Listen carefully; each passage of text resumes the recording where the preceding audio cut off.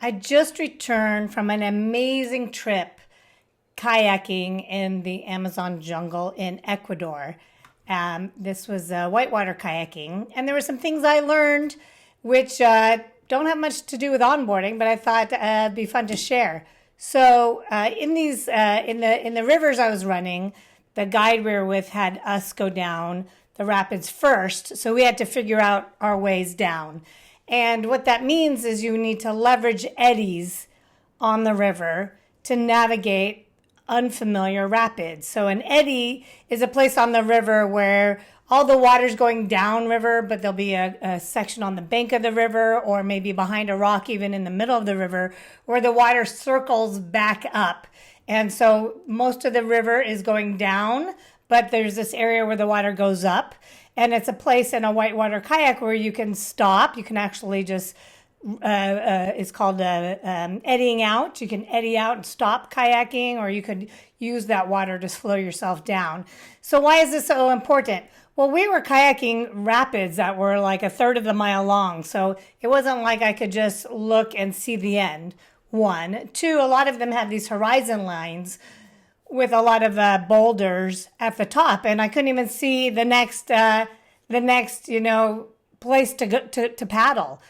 But all I needed to do was get to the next eddy, and then stop and look around and figure out the next eddy or the next line going down the river to eventually get to the next eddy. So what I found personally was that really calmed my central nervous system down. I didn't have to figure out the whole rapid at once. One of the things when you're going downriver, you just keep going faster because it's downhill, right? And then things start coming at you faster and you get more reactive.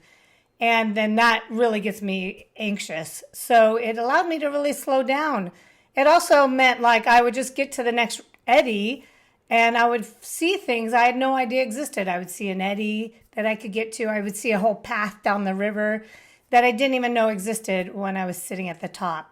So I think this is a great analogy for life, for work, for customer success and onboarding, to slow down, to speed up. That all you need to do is to get to that next place and to stay curious rather than trying to do it perfectly all at once, which often just leads to being reactive and overwhelmed. So slow down, get to the next reasonable place, take a look around and see what makes sense, what's realistic, what's practical to get to next.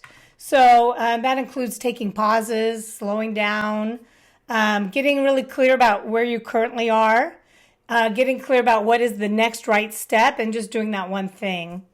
To dive deeper, check out my article, How to Drive Organizational Change with Customer Success Experiments, because again, you're just like experimenting through a big challenge rather than taking it on all at once. And let me know how I can help you.